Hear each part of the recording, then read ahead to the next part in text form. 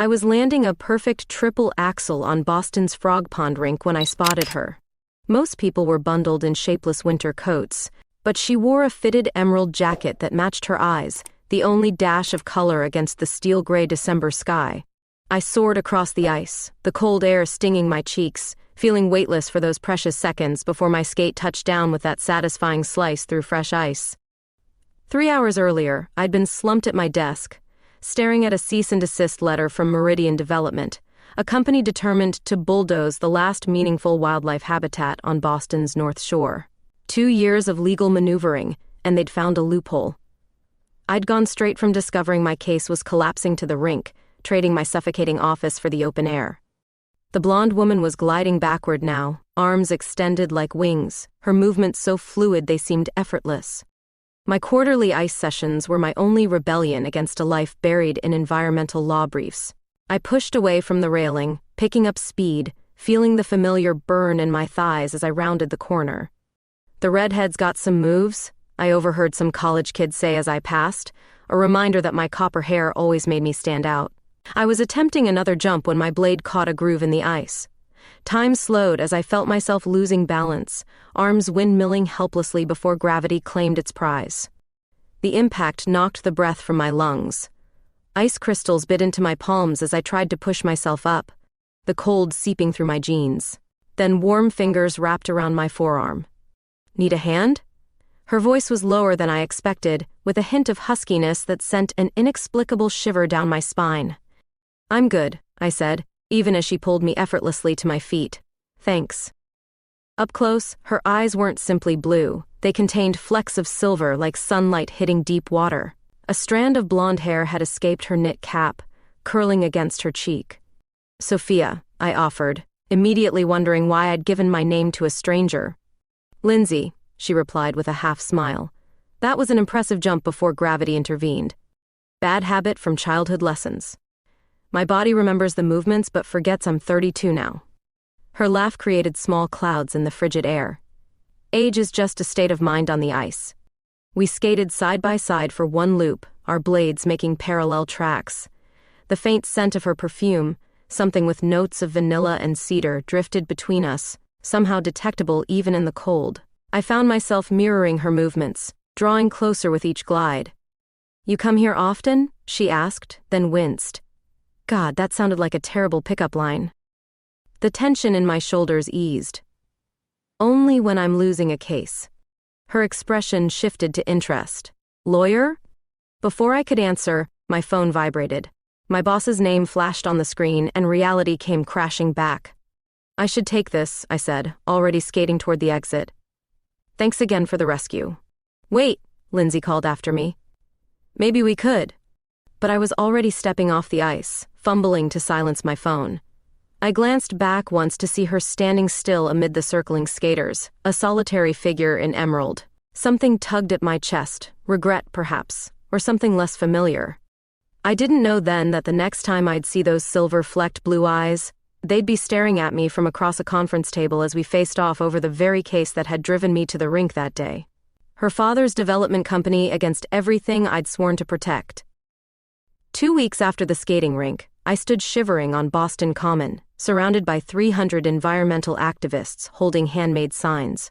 The January wind whipped my hair across my face as I surveyed the growing crowd. My boss had reluctantly agreed to let me take point on the Meridian Development case after our senior partner mysteriously recused himself. "Testing, testing." A voice came through the crackling speakers. I turned toward the makeshift stage and froze. The woman adjusting the microphone was unmistakable, blonde hair now loose around her shoulders, that same emerald coat from the skating rink. "I'm Lindsay Cooper, Director of Boston Eco Action," she announced. "Today we stand united against corporate interests that would pave over our natural heritage for profit." The crowd erupted in cheers, but I barely heard them. My skating rink stranger was Lindsay Cooper? The Lindsay Cooper whose coalition had been bombarding my office with ecological impact data for months? I'd pictured someone older, not someone who did triple axels on frozen ponds.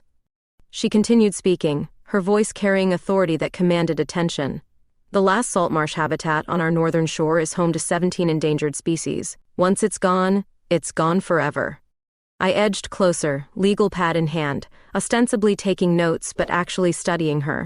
In professional mode, she radiated intensity, gesturing with precise movements, dropping statistics without consulting notes, eyes flashing when she mentioned Meridian's environmental atrocities.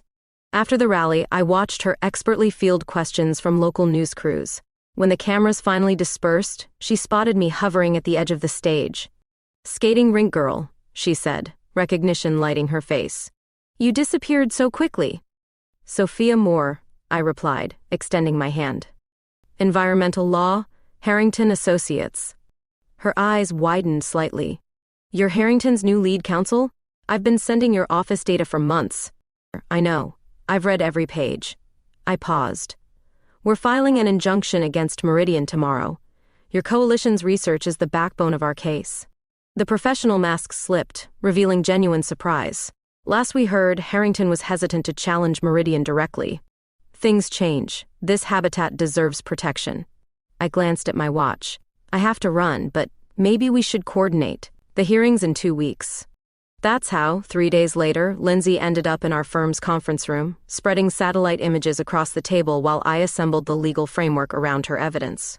The environmental destruction was stark, before and after shots showing marshland transformed into concrete foundations. "If we can prove the nesting grounds extend beyond what they disclosed in their impact statement," Lindsay began. "We can invalidate their permits," I finished. "But we need irrefutable evidence." Hours passed as we built our case. The office emptied, lights dimming in distant corridors, until only my desk lamp illuminated our work. My assistant dropped off sandwiches before leaving, and we ate without pausing, passing documents back and forth like we'd been partners for years instead of days. "What got you into environmental law?" Lindsay asked during a rare lull, her fingers absent-mindedly tracing coastlines on a map. "My grandfather was a fisherman before the harbor became too polluted. I grew up watching him fight industrial dumping." I smiled faintly. "He lost, but I decided someone needed to win those fights." "Family legacy," she nodded, understanding in her eyes. "That's something I understand." At midnight we reached for the same document, a soil sample analysis, our fingers brushing. The sudden contact sent warmth spreading up my arm. Neither of us pulled away immediately.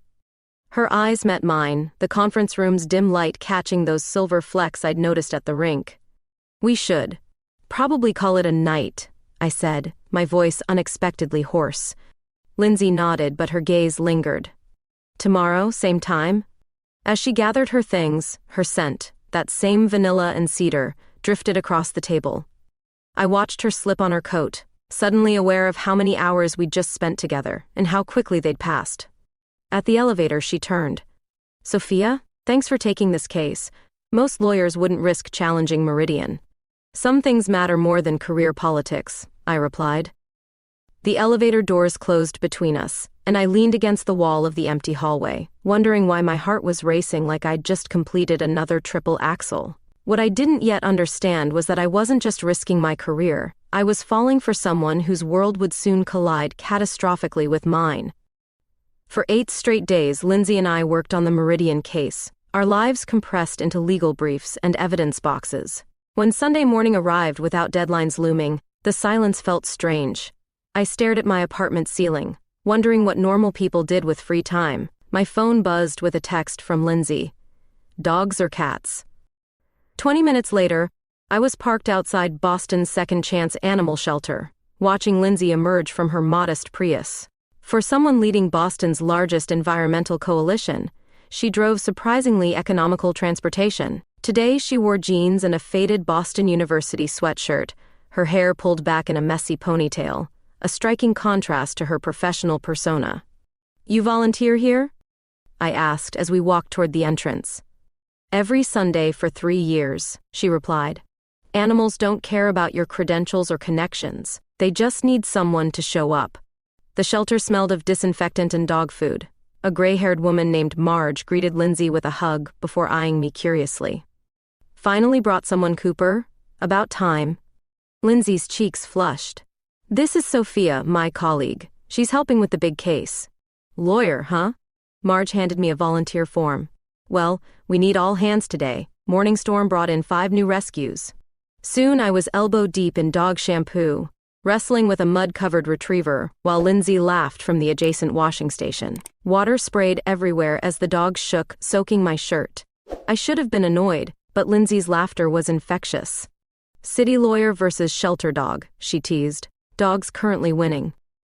I'm merely employing strategic retreat, I spluttered, wiping suds from my face. The morning passed in a blur of walks, feedings, and cage cleanings. I watched Lindsay kneel beside a trembling chihuahua, speaking in soft tones until the dog inched forward to sniff her outstretched hand. The tenderness in her eyes made something tighten in my chest. You're good at this, I said later as we folded donated blankets. Animals respond to authenticity, no hidden agendas, no masks. She glanced at me. Unlike in court. You think I wear a mask in court? Everyone does, me included. She folded a blanket with practiced efficiency. But here there's no performance required. As afternoon approached, Marge directed us to the isolation room. New rescues from a foreclosed property. Huskies, probably siblings. Won't let anyone separate them. Inside the room, 2 puppies huddled together in a large crate. Their blue eyes tracked our movements warily. Hey there, Lindsay crooned, kneeling slowly. Nobody's going to hurt you. I crouched beside her, following her lead. What happens to them? Depends. Huskies need experienced owners. A bonded pair is harder to place. Her voice held concern. If nobody takes them. The unfinished sentence hung between us. One puppy cautiously edged forward, sniffing Lindsay's fingers. The other remained back, eyes fixed on me. They need names, Lindsay decided. Even temporary ones. Frost for the silver one, I suggested. Those eyes remind me of winter. And Storm for his brother. Lindsay smiled. Environmental lawyer names dogs after weather phenomena. Fitting. We spent an hour just sitting with them, gaining their trust. When Storm finally crawled into my lap, something inside me melted. I hadn't realized how much tension I carried until I felt it dissolve under the weight of this small creature trusting me. Outside, dark clouds gathered. We emerged from the shelter to find rain already pelting the parking lot. My apartment's 5 minutes away, Lindsay said as thunder cracked overhead. Waited out there? I hesitated only briefly before nodding. By the time we reached her building, we were soaked. Raindrops traced paths down Lindsay's neck, disappearing beneath her collar. Her apartment was small but warm, walls lined with bookshelves and framed nature photographs. Let me get you something dry. She disappeared into her bedroom, returning with sweatpants and a t-shirt. Bathrooms down the hall. I changed quickly, hyper-aware that I was wearing her clothes. They carried her scent, that now familiar vanilla and cedar. When I emerged, she'd changed too, her hair damp against her shoulders as she prepared tea in the kitchen. Better? She asked, passing me a steaming mug. Much. Our fingers brushed during the exchange, and neither of us pulled away immediately. Something shifted in her expression, a question perhaps, or recognition. Lightning flashed, illuminating her face in stark relief. The storm outside intensified, rain lashing against windows, but inside, a different kind of storm was brewing, one I wasn't prepared for but couldn't seem to escape. She moved closer, setting down her mug. Sophia. My heart hammered against my ribs as her hand gently brushed wet hair from my face. The gesture was so intimate, so unexpectedly tender that my breath caught. When her lips finally met mine, they tasted of rain and possibility, the case, the shelter, the world outside. Everything fell away as I pulled her closer, surrendering to a current I'd been fighting since that first day on the ice. Monday mornings are rarely kind, but this one arrived with particular cruelty. My phone's insistent buzzing dragged me from sleep at 5:47 a.m. 3 missed calls from my paralegal. 4 urgent texts. The final message contained only a link to the Boston Herald's digital edition. The headline hit like a physical blow. Environmental crusader Lindsay Cooper, heir to Meridian Development fortune. Below it, a photo of Lindsay standing beside an older man at some charity gala years earlier. The caption identified him as Robert Cooper, CEO of Meridian Development, the very company we were suing. The same company bulldozing habitats. The same company I'd spent years fighting. My fingers trembled as I scrolled through the article. Estranged daughter. Rejected family business. Trust fund. Privileged background. Each word felt like betrayal. Just yesterday, her lips had been on mine, her hands tangled in my hair. Neither of us mentioning anything about her being the daughter of my legal adversary. The office was already buzzing when I arrived.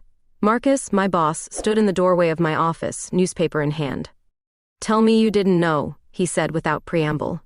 I didn't. My voice sounded hollow even to my own ears. "The Cooper heiress. Damn it, Sophia." He tossed the paper onto my desk. "Our opponents will claim she fed you insider information. They'll say we're compromised." She never mentioned her family. Not once. "Fix this." He pointed at the newspaper. "Or I pull you from the case." I spent the morning in professional autopilot, reviewing depositions while my mind reeled. At noon, I texted Lindsay, "We need to talk. My office. 2 p.m. She arrived looking like she hadn't slept, dark circles beneath those blue-silver eyes that had captivated me at the rink. For a moment, all I could think about was how those eyes had looked up at me from my lap yesterday, before we'd moved to her bedroom, before everything changed. "Close the door," I said. She did, then stood facing me, hands clasped before her. "I should have told you. Your father is destroying protected wetlands, and you're his daughter." The words came out sharper than I intended. "When exactly were you planning to mention that?" "My father disowned me 3 years ago, when I filed my first petition against one of his projects." Her voice remained steady, but her fingers twisted together. "I haven't touched my trust fund. I live on my coalition salary." "That's not the point, Lindsay. You knew who I was representing. Would you have worked with me if you'd known?" She stepped closer. "Would you have trusted my research? Or would you have seen Robert Cooper's daughter instead of me?" The question landed like a punch. She wasn't wrong. I would have questioned everything, her motives, her data, her intentions. "The court could throw out our entire case," I said. "They'll claim conflict of interest." "There is no conflict. I want to stop Meridian more than anyone." Her voice broke slightly. "Do you think it's easy opposing your own father, watching him destroy everything you care about?" Rain started pattering against my office window, matching the storm brewing inside me. The woman before me, passionate, principled, vulnerable, didn't align with the privileged heiress the newspaper described. But could I trust what I felt? "Why environmental work?" I asked finally. "Of all the causes to champion against your father." Lindsay moved to the window, watching raindrops track down glass.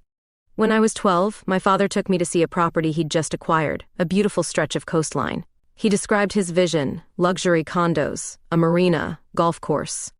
I saw herons nesting, tide pools teeming with life." She turned to face me. 3 months later, it was concrete and steel. Nothing living remained. The raw pain in her voice reached past my anger, touching something deeper. "I dedicated my life to making sure that never happens again," she continued. "Even if it meant losing my family. The newspaper said you attended fundraisers with him just 2 years ago. My mother's cancer benefit, one night of forced civility." Her eyes met mine. "Is that really what you're asking me about? Family functions?"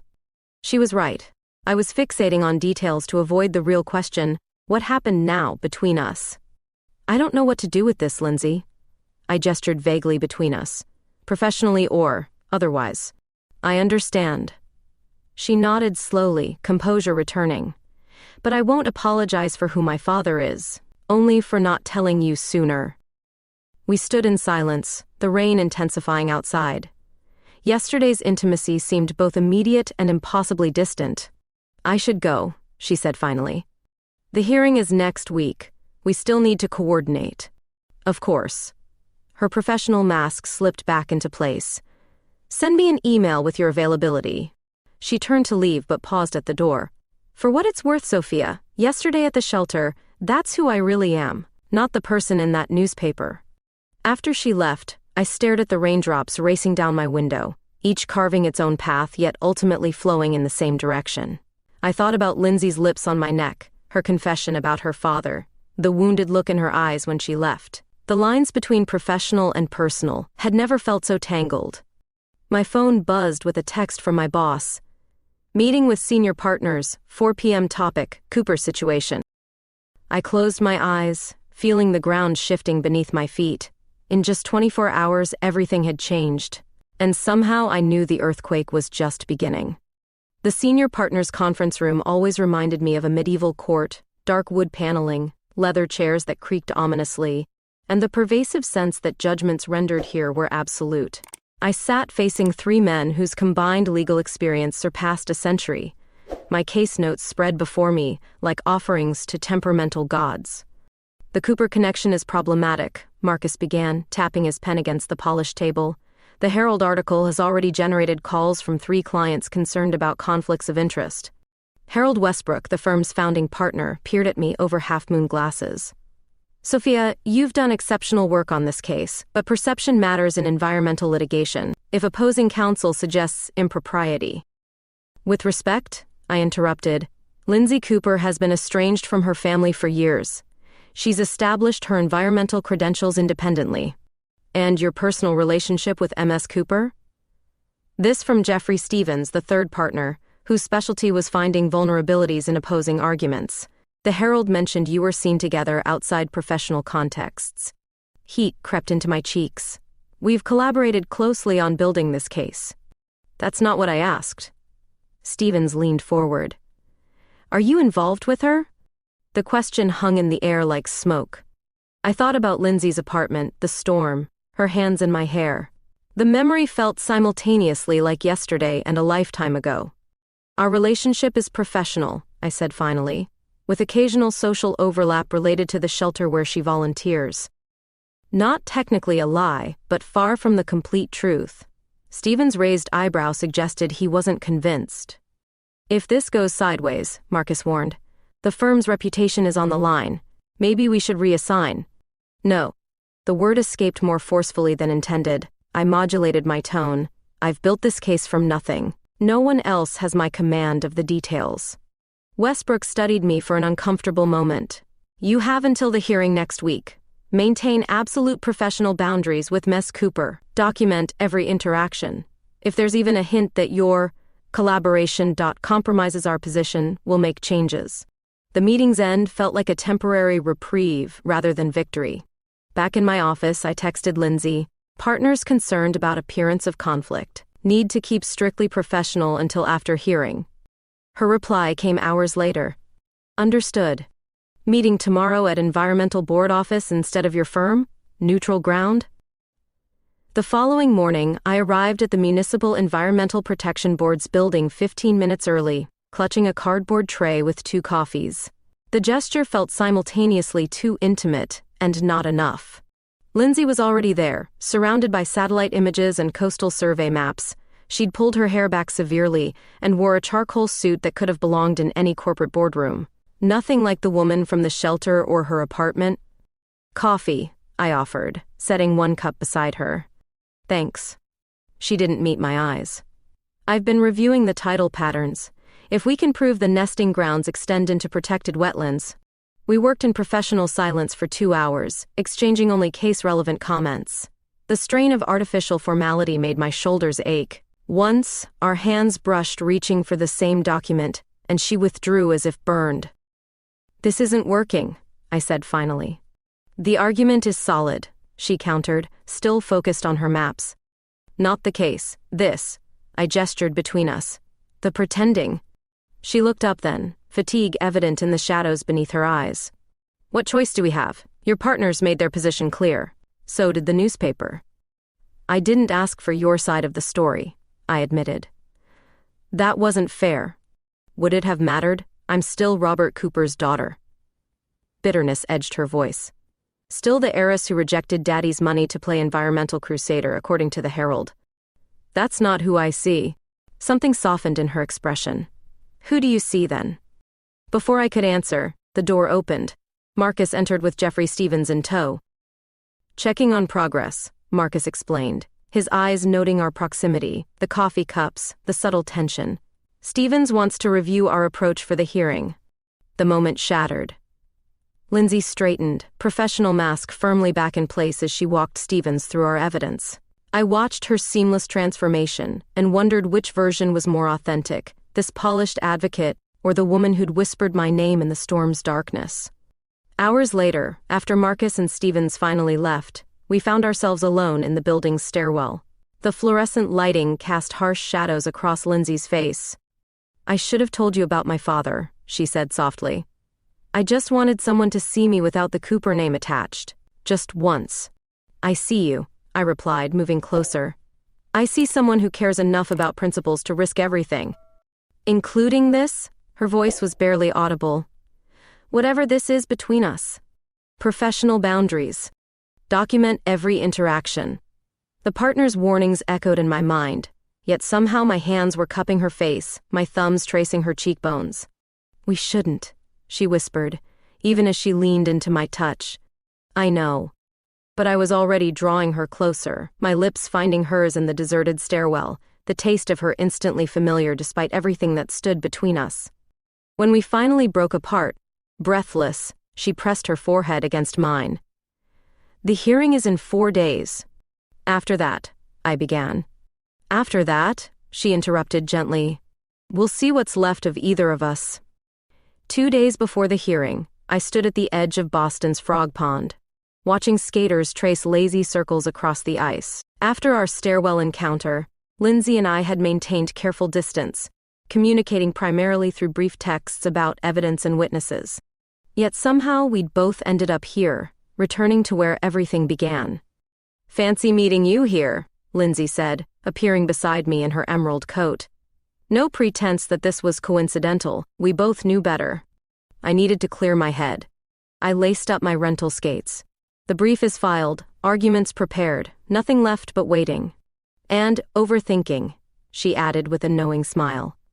That's why I'm here too.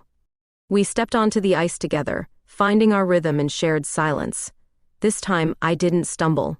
This time, she didn't need to catch me. We glided side by side, our breaths creating twin clouds of condensation in the frigid air. My father called yesterday, Lindsay said suddenly. First time in over a year. I nearly lost my balance. What did he want? To remind me what I'm throwing away. The family name, inheritance, connections. Her skates carved elegant arcs as she turned to face me. He mentioned you specifically. A chill that had nothing to do with the temperature ran through me. Me? He's had you investigated, knows about the shelter, the skating.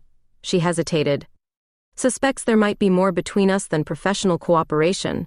Of course he did. Robert Cooper hadn't built Meridian Development by missing details. I thought about my firm's partners, their warnings about maintaining boundaries, how quickly everything could unravel. The hearing is in 2 days, I said. After that, she interrupted. Whatever happens between us won't affect the case. She reached for my gloved hand. Would you teach me that jump you were attempting when we first met? For the next hour, we abandoned talk of fathers, hearings, and consequences. I demonstrated the axle jump, showing her how to position her body, build momentum, extend through the landing. She was a natural, her athletic grace translating easily to technical precision. Your turn again, she challenged after landing her first clean single axle. I launched into the jump, finding perfect height, perfect rotation, then caught a rough patch of ice on the landing. Time slowed as I felt myself falling, arms extended. But instead of cold impact, I felt Lindsay's arms catching me, steadying me against her. I've got you, she whispered close to my ear. The simple statement carried weight beyond the moment. When our eyes met, something unspoken passed between us, acknowledgement that we'd crossed a threshold from which there was no easy return. Snow began falling as we left the rink, fat flakes drifting lazily from a pewter sky. By the time we reached my car, a white dusting covered our shoulders and hair. Weather Service is predicting 8 inches overnight, Lindsay said, brushing snow from her eyelashes. You should stay at my place. It's closer. We both understood what she was offering went beyond shelter from the storm. Her apartment looked different in the soft glow of snowfall, the harsh lines softened, ordinary objects rendered magical by the bluish light filtering through her windows. I stood awkwardly in her living room, suddenly hesitant, despite everything that had passed between us. I can make up the couch, she offered, giving me an exit if I wanted one. Lindsay. I stepped closer, watching snowflakes melt in her hair. I didn't come here to sleep on your couch. Something shifted in her expression, vulnerability mingled with desire.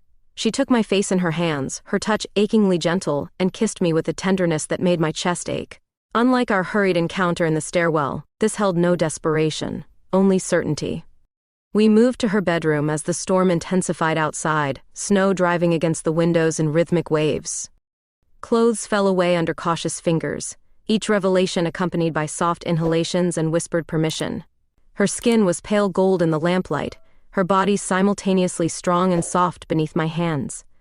"Are you sure?" she asked, hovering above me, hair creating a curtain around our faces. In answer, I pulled her closer, our bodies fitting together like puzzle pieces finding their match. Outside, the storm raged, but inside Lindsay's apartment, time suspended. We explored each other with increasing confidence, learning the geography of bones and hollows, the topography of pleasure. My world narrowed to the warmth of her breath against my neck, the pressure of her fingers, the soft sounds she made when I touched her just right. Afterward, we lay tangled in sheets, listening to the muffled silence that accompanies heavy snowfall. Her head rested on my chest, her fingers tracing idle patterns across my stomach. "What happens after the hearing?" she asked, voicing the question we'd both been avoiding. I stared at the ceiling, watching snow shadows dance across the plaster. "I don't know." "Liar," she said gently. "You always have a plan." "Not for this." I brushed hair from her face. "Not for you." She propped herself up on an elbow, studying me with those silver-flecked eyes. "Are you scared?" "Terrified," I admitted.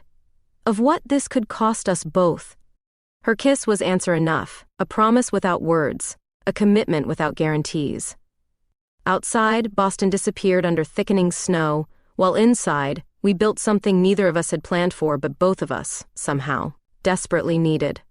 The morning of the hearing arrived with brutal clarity, sunlight reflecting off fresh snow, creating a brightness that felt accusatory. Lindsay had left before dawn, needing to prepare separately with her coalition members.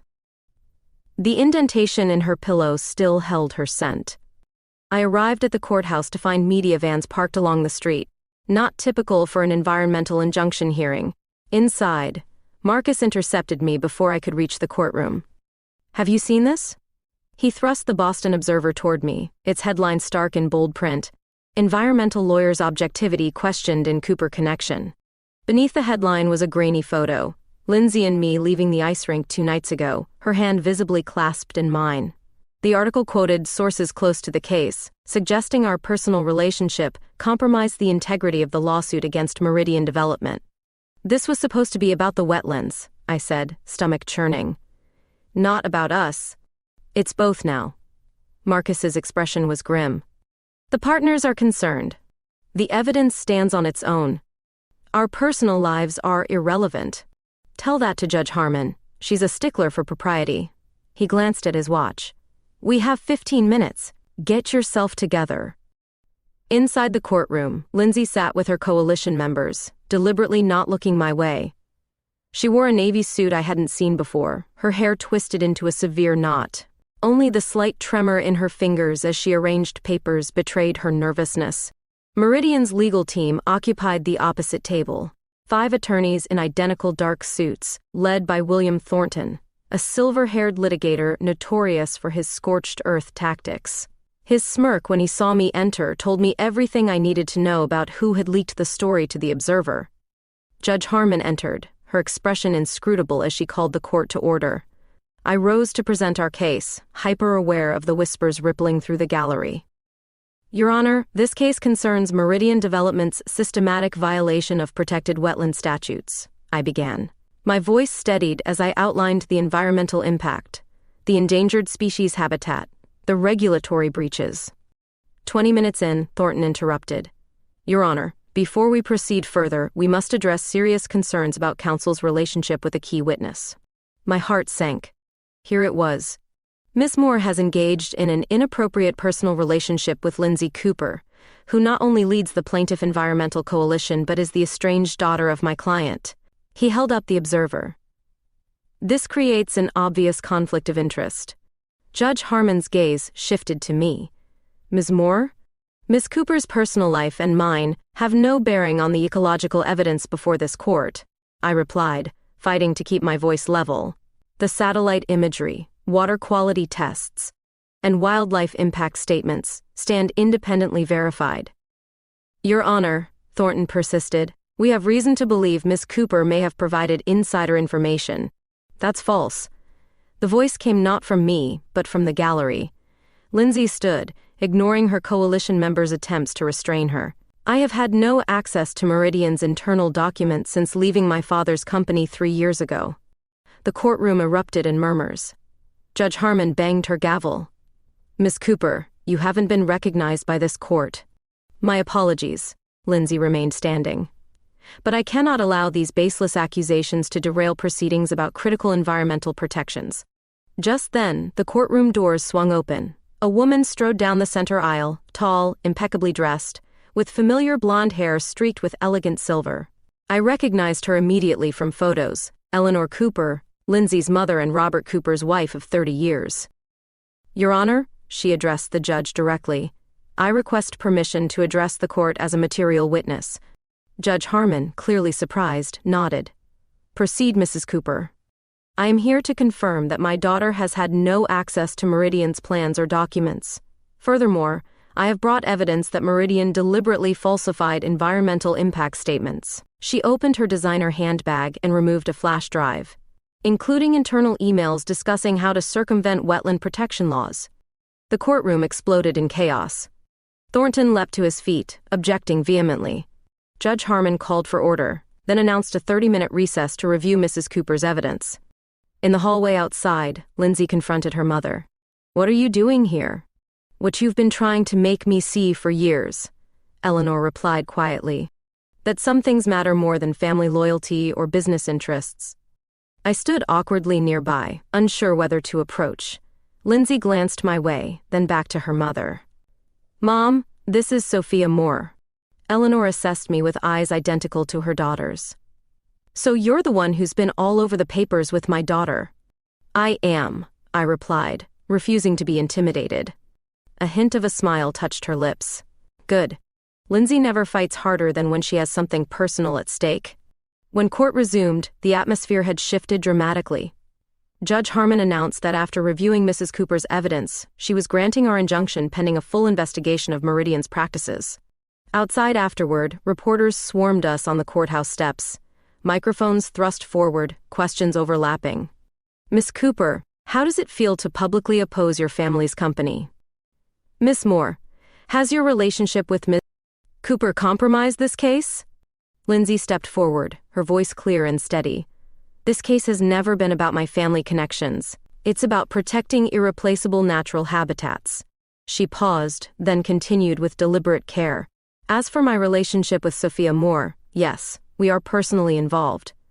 Our relationship began after we started working together professionally, and it has never compromised our commitment to environmental justice. She reached for my hand, interlacing our fingers in full view of cameras and reporters. The flashbulbs exploded around us, capturing the moment for tomorrow's front pages. I should have been terrified, my professional reputation, my carefully constructed boundaries, all exposed in an instant of public declaration. Instead, I felt oddly liberated as I squeezed Lindsay's hand tightly in mine. Whatever came next, at least we would face it honestly, together. The day after our courthouse declaration, I arrived at the firm expecting termination papers. Instead, I found a bottle of champagne on my desk with a note from Marcus. Unorthodox methods but results speak. Partners want to see you at 2. I sank into my chair, relief mingling with suspicion. The phone rang, Lindsay's number. Have you seen the offers? She asked without preamble. What offers? Check your email. Her voice contained an odd mixture of amusement and concern. My inbox had exploded overnight. 3 national environmental organizations offering positions, 2 competing law firms suggesting partnerships, a publishing house requesting a memoir proposal about fighting for justice while finding love.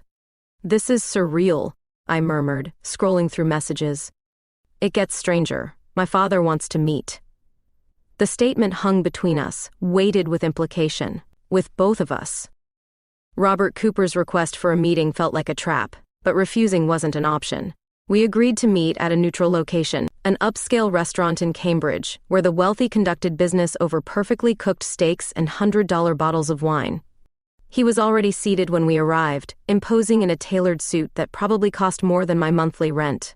His silver hair was immaculately styled, his features an older masculine version of Lindsay's. When he stood to greet us, I noticed he was shorter than I'd expected, power projected rather than physically embodied. Lindsay. He nodded stiffly. Ms. Moore. Mr. Cooper. I matched his formality while Lindsay remained silent beside me.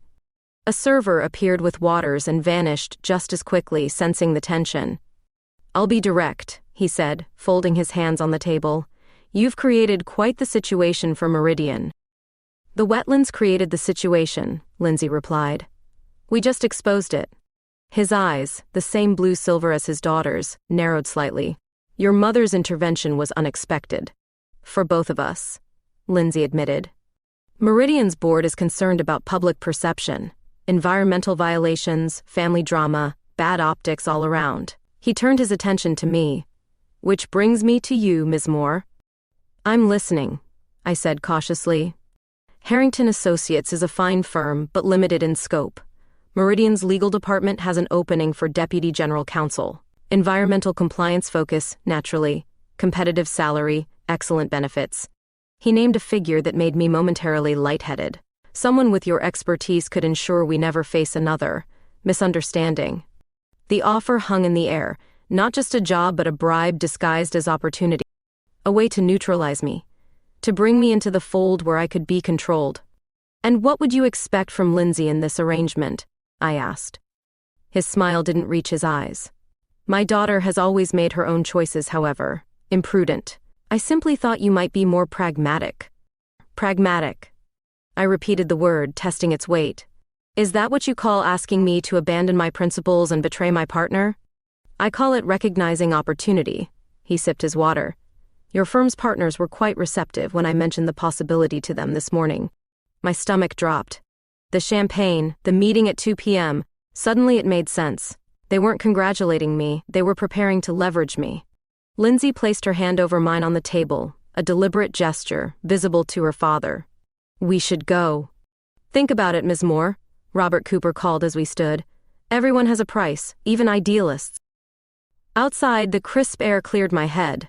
My own firm, I murmured. They were ready to sell me out. Welcome to the world of Robert Cooper. Lindsay's voice was bitter. Everything and everyone is negotiable. That afternoon, my meeting with the partners confirmed my suspicions. They framed it as an extraordinary opportunity for the firm, a potential strategic alliance with Meridian Development. We'd hate to lose you, Marcus said, not quite meeting my eyes. But we understand if you want to pursue this personally. You mean you hope I take his offer and solve your problem? My clarity surprised even me. No messy ethical questions about my relationship with Lindsay, plus a lucrative client relationship with Meridian. Their uncomfortable silence was answer enough. I cleared out my office that evening, leaving behind 6 years of career advancement but taking my principles intact. Lindsay waited in her car outside, watching as I loaded boxes into my trunk. You okay? She asked. Ask me tomorrow. I managed a weak smile.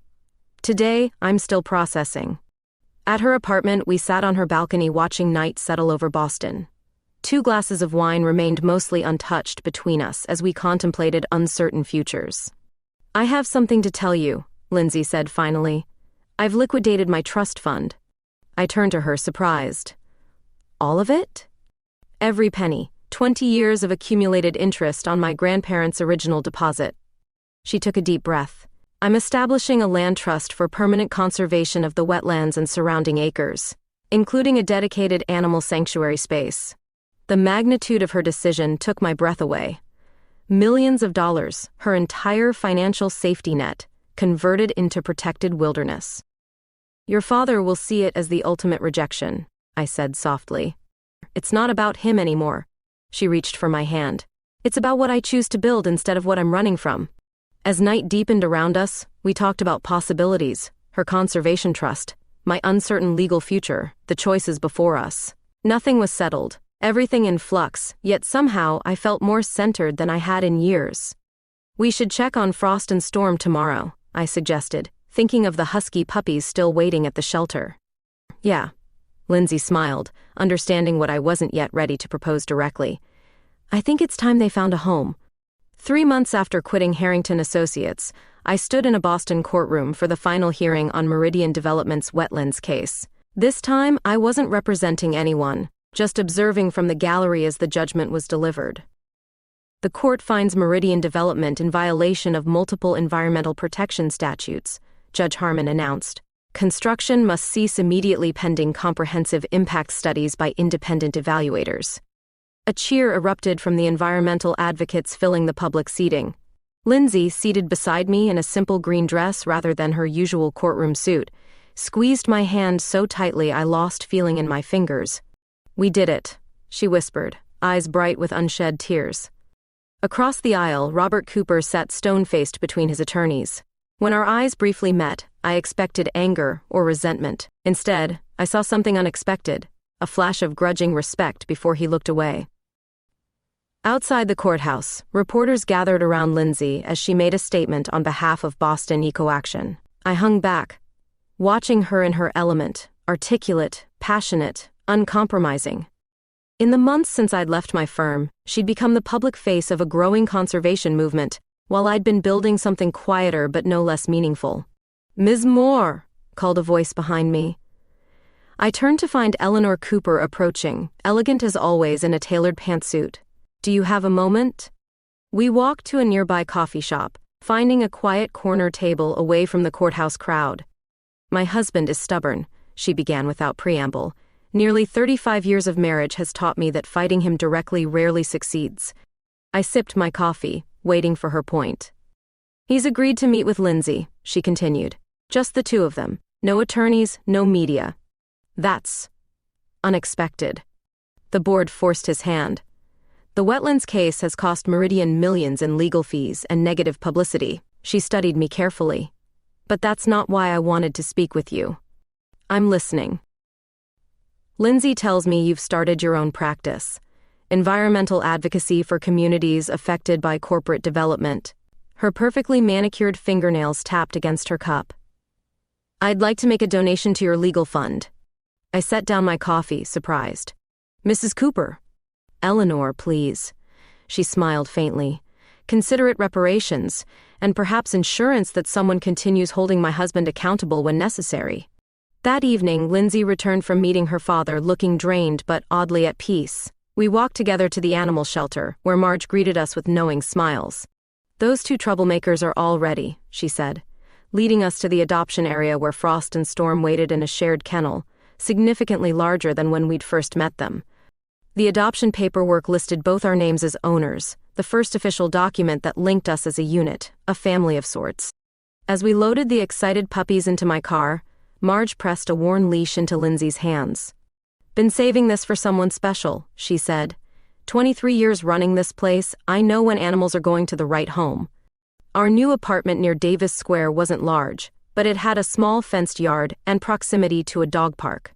The puppies explored enthusiastically while we unpacked the last of our combined belongings. Lindsay's environmental books now shared shelves with my legal texts. Her collection of nature photographs hung alongside my framed court victories. "I heard from the land trust attorneys today," Lindsay said as we collapsed onto the couch, puppies finally exhausted at our feet. "The wetlands purchase is final. 200 acres permanently protected, including the sanctuary area." "Your father must be thrilled," I said dryly. "Actually, he's agreed to add an adjacent 50 acres Meridian already owned." She shook her head in disbelief. "Said something about legacy planning and tax benefits. People can surprise you."